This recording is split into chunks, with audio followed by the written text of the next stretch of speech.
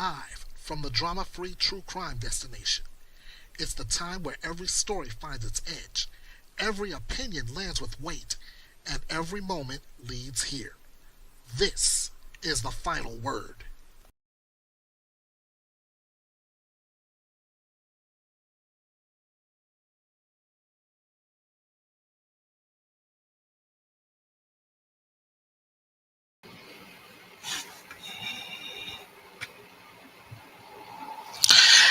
And a good early Saturday morning, late Friday night to all of you. Welcome to this edition of The Final Word. I'm Ernest Bethea, the last outlaw, and tonight I'm going to do a little bit of a remix, if you will. I'm going to mix the final word with a missing person spotlight.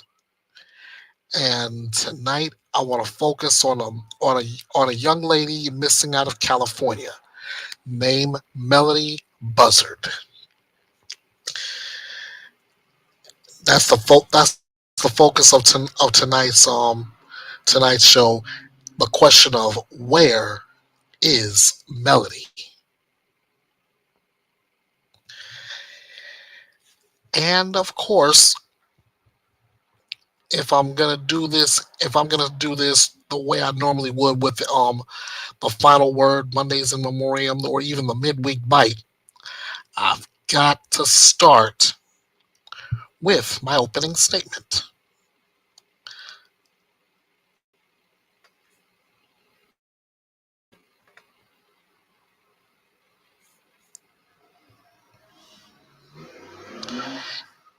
All right, let's get cracking.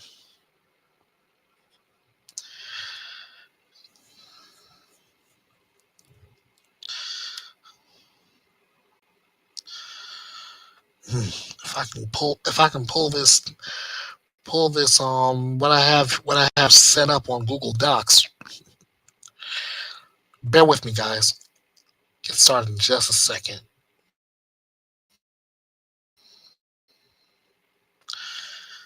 Okay, this one way to get around that.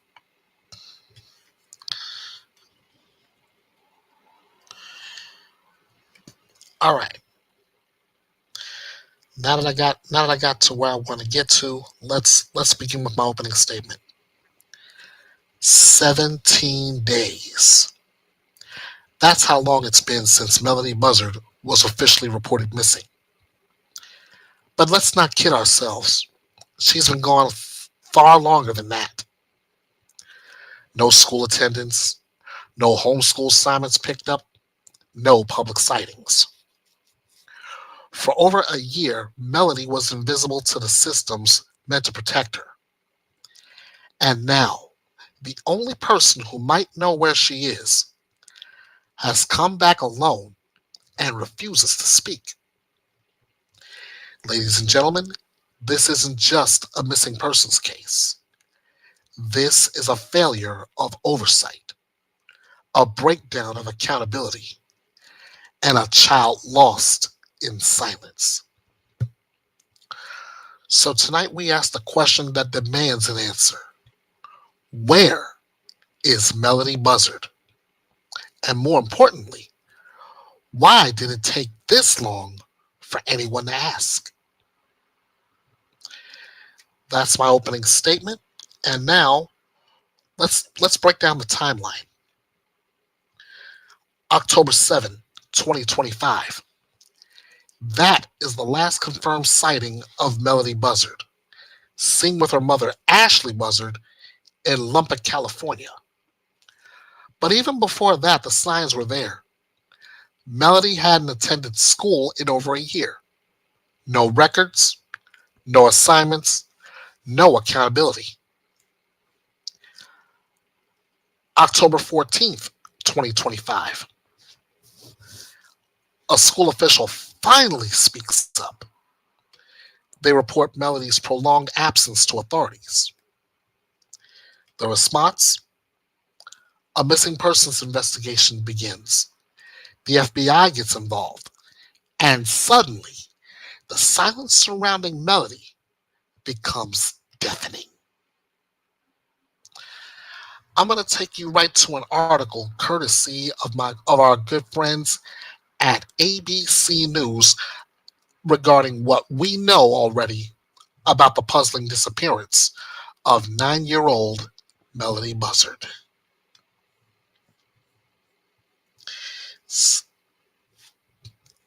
And I want to be able to bring that to you as we move forward.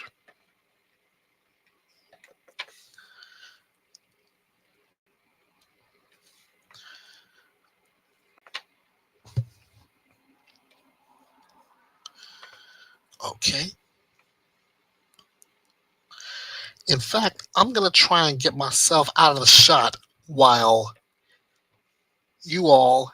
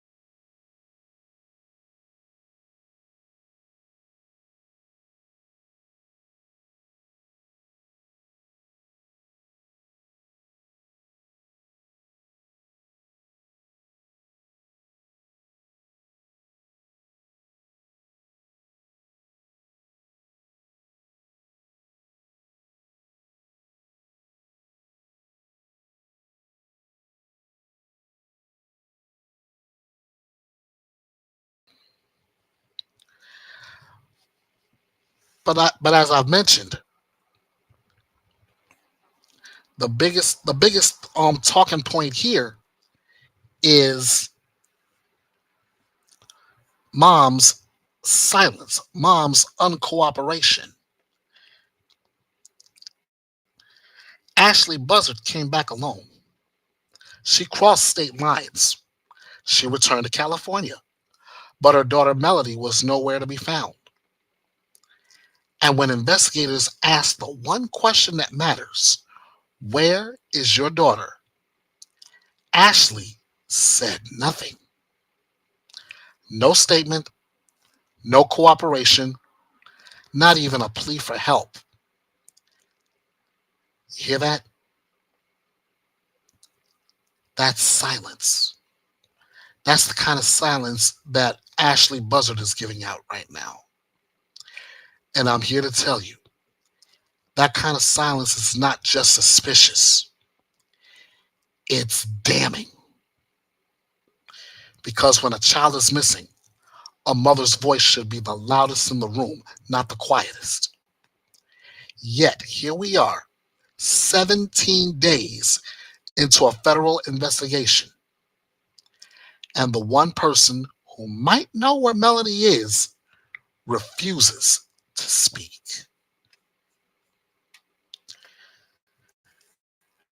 Now, I am going to bring you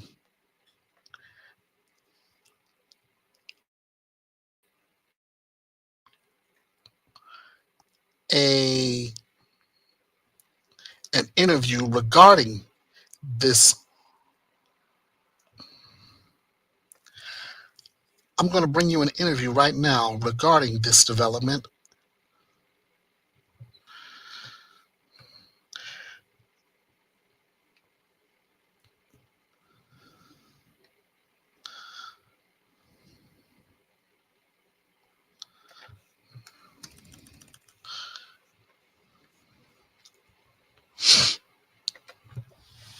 Courtesy of my good friends at Court TV is where this interview is going to come from.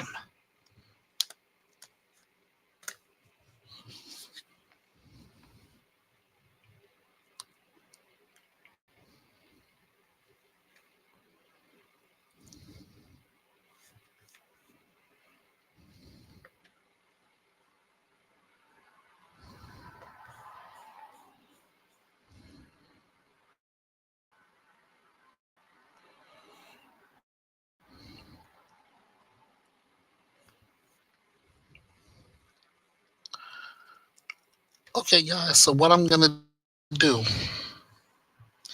is take you right now to my main man 50 grand, Vinny Politan, as he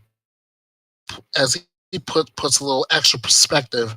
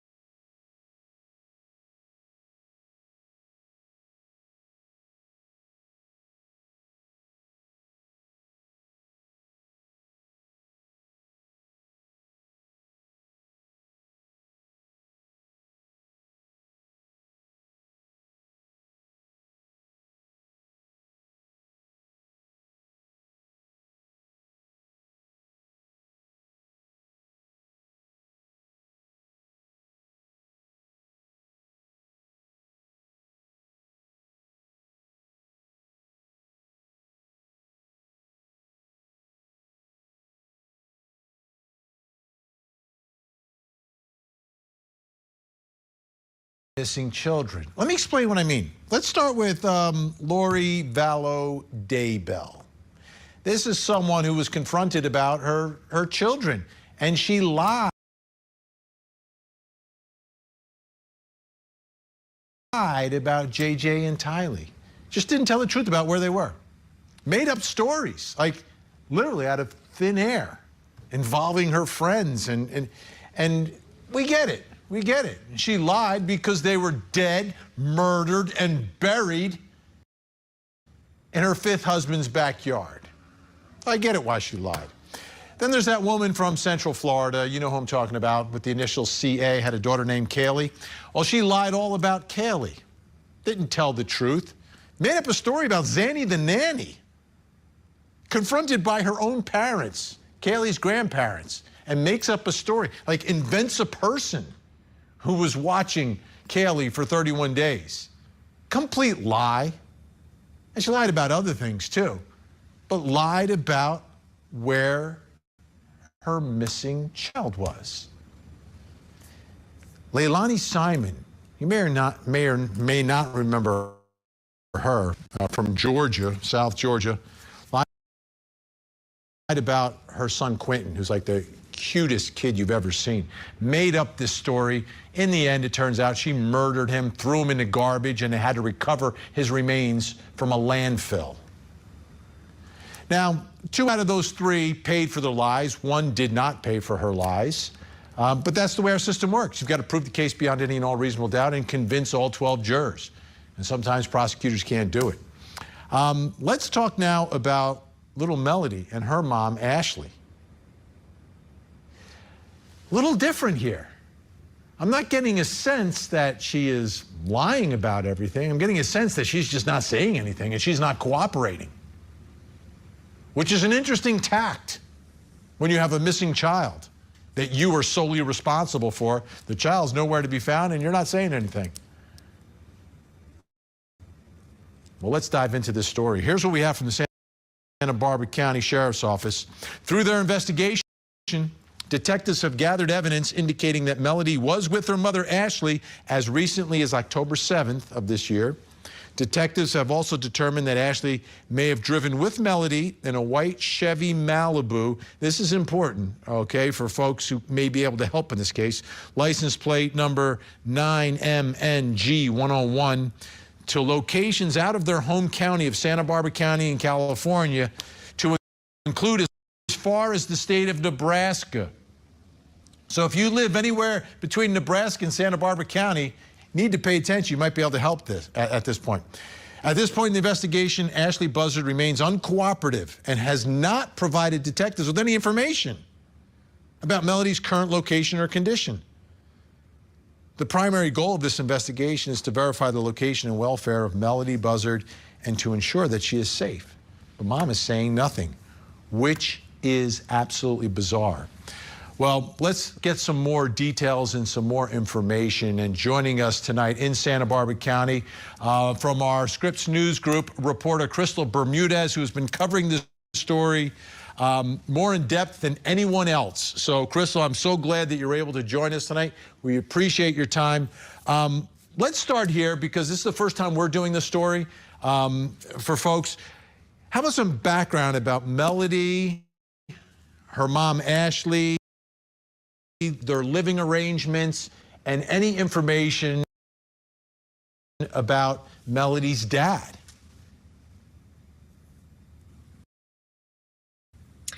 Yeah, Vinny. Well, just to start us off, I've been in contact with spokesperson Raquel Zick with the Santa Barbara County Sheriff's Department. She did confirm with me that when they looked into the home, that home is under Ashley Buzzard and Melodee Buzzard. So they do live together. There's no indication of anyone else living there.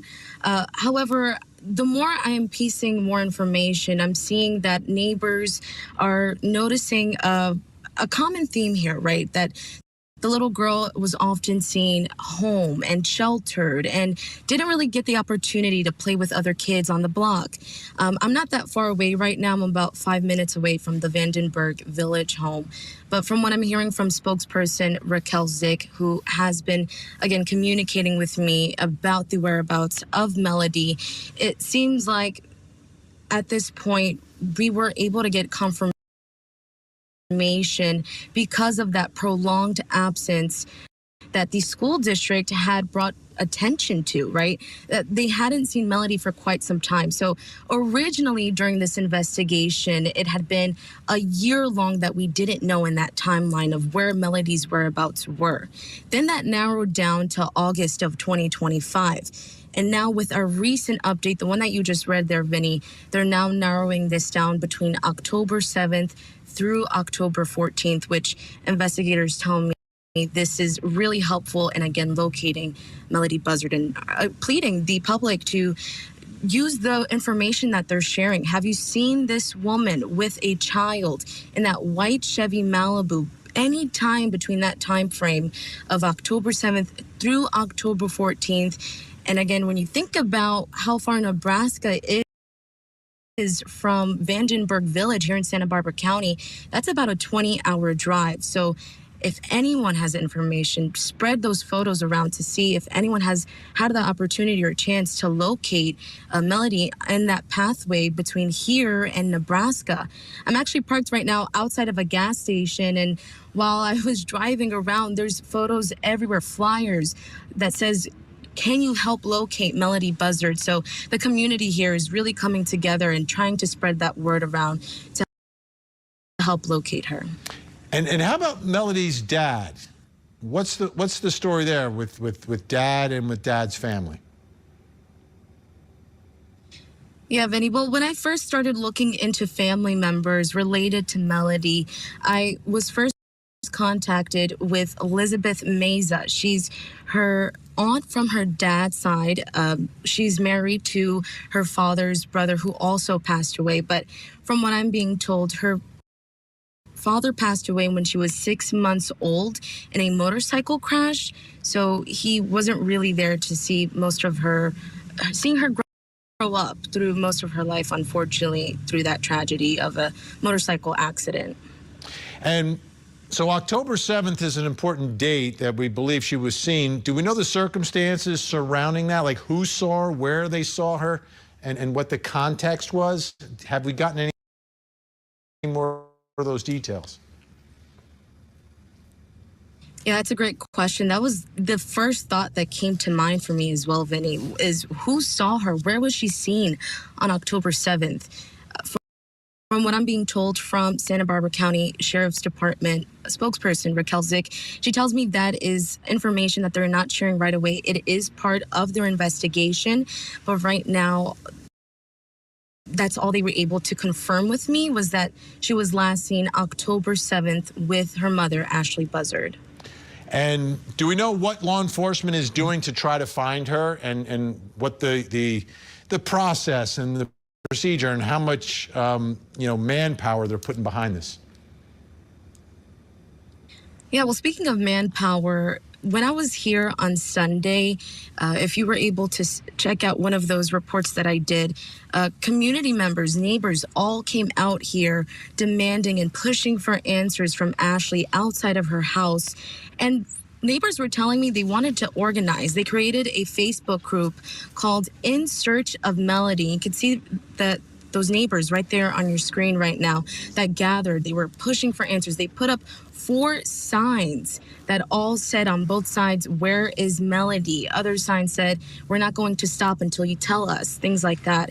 And they wanted to organize. They organized through a Facebook group, like I mentioned, called In Search of Melodee. And they were talking about possibly starting a search party. When I talked to spokesperson Raquel Zick, she had told me, I wanted to know more about what goes into a search party. Is that something they want the public to do? Raquel had informed me that at this time, a search party isn't that beneficial if we don't know an exact location of where Melodee was last seen. So she could be anywhere between here and Nebraska.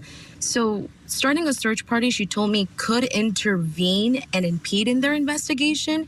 So they were really urging the public to maybe at this time not try to gather and start a search party, because that could impede in investigators and their current ongoing investigation.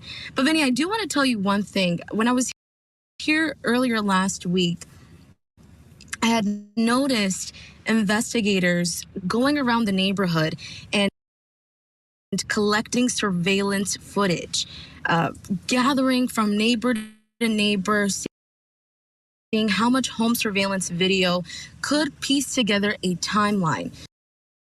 So I'm expecting and maybe hoping an update soon to see if those surveillance footage videos could expand more on where Melodee was last seen and at what time, and any other videos that we could see where she is leaving or entering the home, at least between October 7th and October 14th. Absolutely, be extremely revealing. Let's take a listen, though. You mentioned the public that had shown up. Let's show the folks at home some of what you gathered there and speaking with them.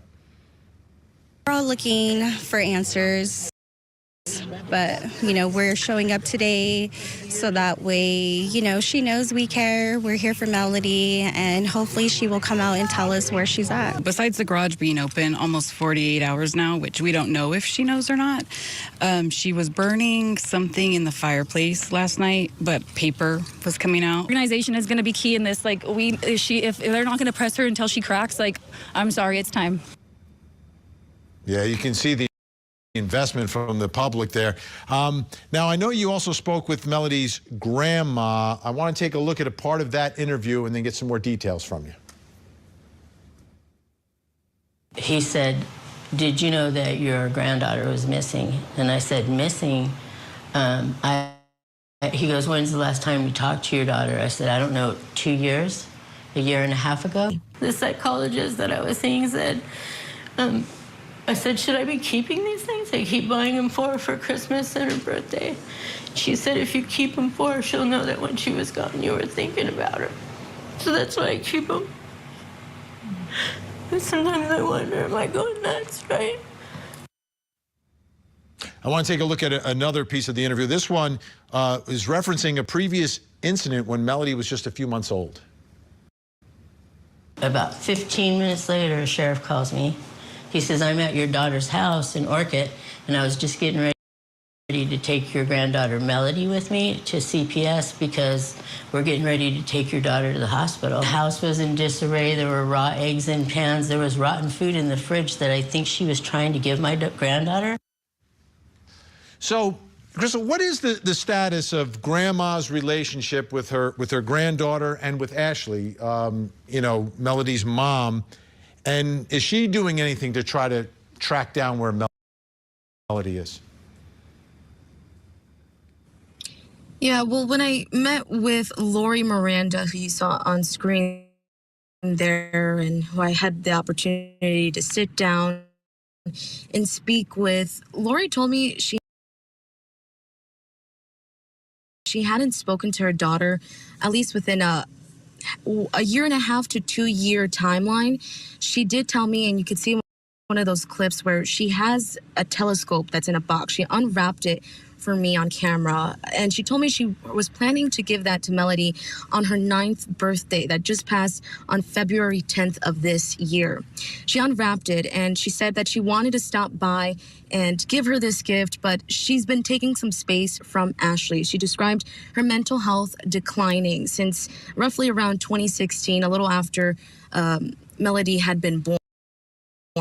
She told me that she suffered with BPD, bipolar disorder, was taking medication, has seen a psychiatrist to treat her mental illnesses, but I can't confirm that this is just from what the mother had said to me. But again, she was just indicating to me that it's been some time. Her daughter is very erratic. Again, Ashley Buzzard. And I do want to also share that Ashley does have an older daughter. Her name is Destiny. And in that interview where she mentions that there was an incident in the past involving CPS, at the time, her oldest daughter, Destiny, was living with her, and 6-month-old Melodee Buzzard as well. She was explaining to me in detail this situation that happened in the past, again in 2016, where she received a call from law enforcement. She appeared shortly after that call and saw the staff status of Ashley's home when she used to live in Orcutt, California at the time. And that's when she describes seeing raw eggs on the pan, rotten food in the fridge, and believed she was feeding that to her oldest granddaughter, Destiny.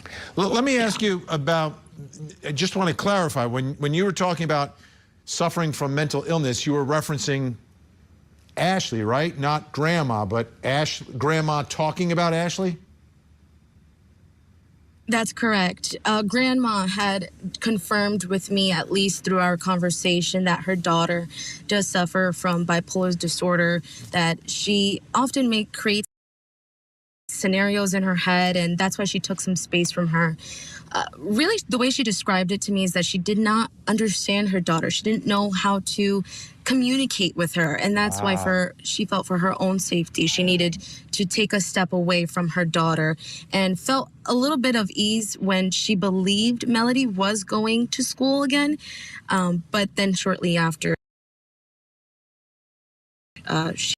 she put her into the homeschooling program. Right. Now, there was another moment when you were outside of Ashley's house, Ashley and Melodee's house, when Melodee's sister or half-sister from her father's side confronts Ashley. Let's take a look at that, because that's fascinating. While we were talking, Ashley Buzzard came out of the house. Ashley? And Karina quickly approached her. Ashley, it's Karina. I just want to see if you're okay. If Melodee's okay, how you guys are doing. Do you have the time to speak with me? Although she did not answer questions about Melodee, Ashley stated she was feeling overwhelmed and stressed, and told Karina she did not appreciate her being parked outside when she did not want to communicate with her. Wait, this is my number right here. If you ever want to talk to me, I want a relationship with Melodee, please. Please, Ashley. Is she okay? Are you okay? Did she mention anything about Melodee? No, she didn't. I did ask her if Melodee is okay, as well if she's okay, but she did not answer. Wow. So before we run out of time here, Crystal, did you learn anything else from Karina, who is, again, Melodee's sister, older sister, half-sister, but did you learn anything else from her about the family dynamics? Yeah, that was Karina Meza. She's Melodee's half-sister from her father's side. Karina was really in distress as well. She just wanted to get in contact with Ashley. She told me she had been out there for some time, wanting to reassure to Ashley that if she needed anything, if Melodee was okay. And in that quick snippet there, you see this very quick interaction between the two, Karina and Ashley. Karina told me that Ashley did cut off the family, as well as Melodee's aunt, Elizabeth Meza. She cut off the father's side of the family about 4 years ago, I want to say. So there's been very little contact, or to any contact at all with Melodee. So she told me that she had a great experience when Melodee was around one time, and she had her kids there as well, and the kids were all playing, and she described Melodee just being so happy, wanting to be around family, having a big smile all the time. It was very goofy. She's very animated in the videos that I've seen of her. And so when Karina was trying to get a hold of her during that time, it was very short, very quick, and as you have mentioned, Vinny, Ashley has been uncooperative. This is what police have been telling me, is that they're not getting much out of Ashley when it involves where's Melodee's whereabouts in this situation. She's not telling anyone. She's not telling Karina police. She's not telling family. This is so frustrating. Crystal, we're out of time for now. Yeah. Great reporting, amazing. And I hope you'll come back as we continue to cover this story, and we appreciate you sharing all this information. Thank you so much, Crystal Bermudez, Scripps News Group. When we come back, we're going to bring in our think tank and try to get to the bottom of how investigators, prosecutors, or maybe a therapist can get the information that is needed. And the information is pretty simple. Where is Melodee tonight? Plus, coming up next hour. Tonight on Vinnie Politan Investigates, a Hawaiian paradise turned into a nightmare. A doctor accused of trying to kill his own wife on a cliffside birthday hike. Prosecutors say what started as a photo op ended in blood and betrayal. What really happened on that mountain ledge? I've committed so many horrific acts over and over and over. Do you think you deserve to die for murdering those innocent people? You tell me. I wish more than anything, David, that I would have done something other than the things I've done in my life. Are you really a change? Ashley knows, but Ashley is saying nothing about her daughter, Melodee. Let's bring in our think tank. Joining us tonight, criminal defense attorney, former head New Jersey County prosecutor Bob Bianchi, and national parenting and family relationship expert Dr. Sue Kornbluth. Great to have you both here. We're trying to get Rick King in the mix here. Let me ask you, Bob, legally, is there any way to compel this woman to tell the world where her daughter is? As a prosecutor who's handled cases like this, Vinny, at certain points in times, you got to brute force your way into a situation. You cannot let a child who no one knows where they are, has been traveling over a significant place and period of time, whose parent is mentally ill, a single parent, no one there to care for the kid, the school's concerned, the community's concerned, the sheriff's concerned. As a prosecutor, I would start using brute force. You need to bring her in. You need to detain her. You may need to get a mental health situation going on there as to whether or not there's some sort of involuntary commitment. I know that's going to get some very upset, but the bottom line here is I'm concerned about a child and a child's well-being. And if I have to file charges for endangering the welfare of a child, which doesn't require that I show actual harm in the state of California, that's what I'm going to do. Bottom line is I need some top skilled level police officers and detectives and some mental health professionals that are going to approach her and bring her in, and let's start getting some answers. This is not a time to play games. The clock is ticking. Dr. Sue Kornbluth, is there a way to get through to this mother and have her voluntarily just provide the information? I believe this child very well could be alive tonight. Well, Vinny, if somebody is going to go in there and intervene and try to get her to open up, they have to approach her in a very caring, kind, compassionate, and empathetic way. If they go in there and they are accusatory of this mother, she is not going to open up at all. So the way to approach her would be with compassion, concern, care, to get her on board to start cooperating, to open up as to where her daughter is. That would be the approach that a psychological professional would need to take here. Also joining us, we've got him. With that though, Vinny. One second, Bob. I just got to bring Rick into the mix. We've connected. Joining us, former police lieutenant, trial attorney Rick King. All right, Rick, let's get your take, and then we're going to go at it here. Bob's going one way. Dr. Sue seems to be going a different way. Former police lieutenant, also criminal defense attorney at this point. But Rick, what are your thoughts about how you get this mother to provide the most important information, the only thing we care about, which is where Melodee is? I mean, I think I agree with Bob in the sense that you got to start being aggressive with her. You got to bring her in. Clearly, you have some sort of criminal charges because you wrote a search warrant. So if you have a search warrant, there's probable cause for some crime you're saying happened. If you have probable cause for a crime, then you should make an arrest. Something. You need something to bring her in, to put the pressure on her to start finding out where the baby is, because that's what we care about right now. Go ahead, Bob. I knew you wanted to jump in there before. Let it fly. Yeah. I mean, listen, we get to a point where we all want to throw up a peace sign and be kumbaya. That has not worked here. You cannot continue to wait while this child may be in jeopardy and you have a recalcitrant, reluctant, and unwilling participant in helping us identify where her child is. At a certain point in time, you got to pull the Band-Aid off, and the nice game has to end and the hard game has to begin. It's already past due, if you ask me, Vinny. This is not about pulling off a Band-Aid, though, Bob. This is about dealing with somebody that has mental health issues. That's what it appears to be. And when you're dealing with somebody that has mental health issues, you have to be very caring towards them in order to get them to open up with information. I'm not saying that you don't haul her in. I agree with that. But once she's there, you're not going to probably get a confession out of her if you treat her as though she's guilty already. To Dr. Seuss' You're point, talking Bob, about the approach once you get her. To Dr. Seuss' point, Bob, I think what she's saying. You're talking about the approach. Go ahead, Rick. I'm sorry. That's okay. I think what she's saying is we're talking tactics once we get her in. I think that the idea is to get her in, and then once she's in, then there's tactics. There's a way you talk to someone with mental health problems. You don't come and you don't beat them over the head with a hammer. You try to talk to them and you appeal to whatever it is you think that they're going to respond to. It's not going to be a situation where it's bad guy. Maybe it's good guy, bad guy. Maybe it's something. Let me ask you this, guys. Let me ask you this.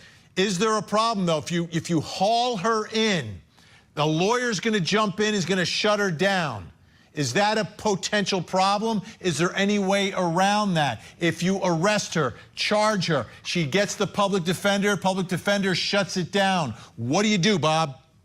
Yeah, Vinny, listen, I mean, first of all, I'm not talking about taking her in and hitting her over the head with a rubber hose. Of course, you try to go in there with the right approach and the best people, and there are certain people that are better at it than others, and even have mental health providers there. What I'm talking about is you need to bring her in. And the bottom line here is, if someone's constitutional, I know I'm going to say something very controversial here, okay, but it's a reality. If somebody's constitutional rights get a little fuzzy in terms of them trying to seek information and maybe it violates Miranda, well, that means the statement gets suppressed.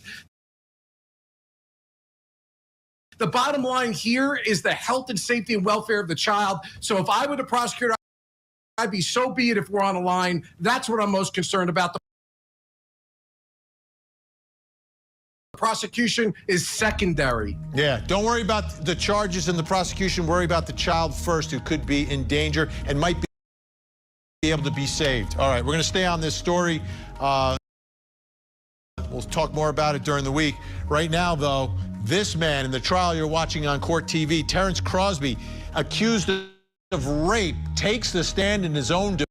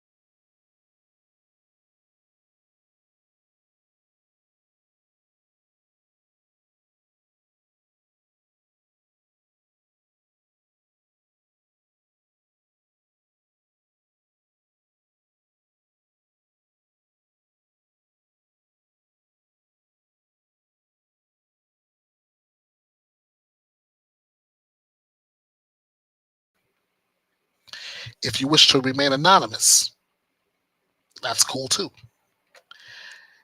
You can submit your tip at Santa Barbara Sheriff's tip line. That number is 805-681-4171. Or you can go through www.sbsheriff.org/home/anonymous-tip. You are also urged, if you have any information, to call the toll-free tip line for the FBI. If I can pull that up real quick. That number is 1-800-CALL-FBI, 1-800-225-5324. Or you can submit your tip anonymously through the FBI. That is tips.fbi.gov. I tell you, no matter which way you submit your tip, you could be the key to bringing Melodee home safe. So I said this once, I will say it a million times more. Please, if you see something, please say something. That way we can do something. Let's do everything we can to bring Melodee home. And now I'm going to close out with my closing argument.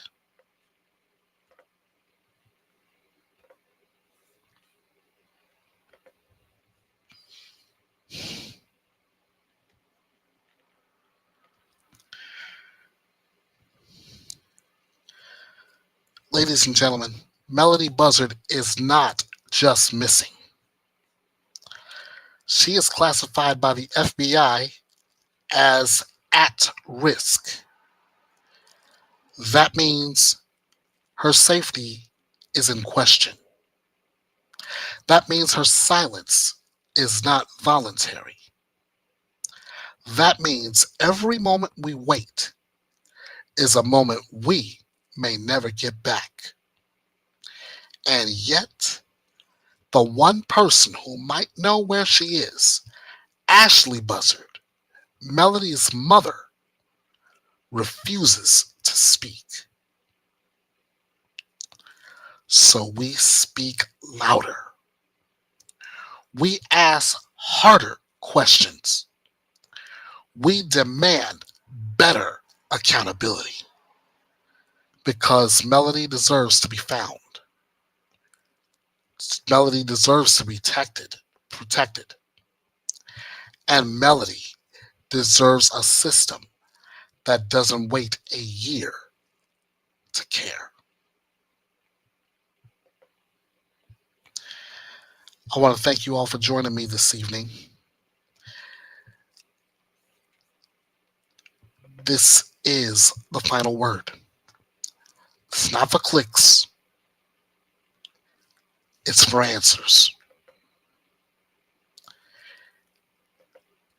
This is to bring a child home safe. And this is Bethea'S Byte.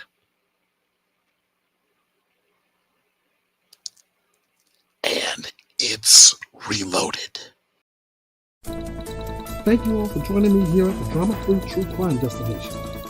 Be sure to follow Bethea'S Byte Reloaded all over social media and get your coverage of true crime news with no gimmicks, no drama, and no BS. This is Bethea'S Byte, and it's reloaded.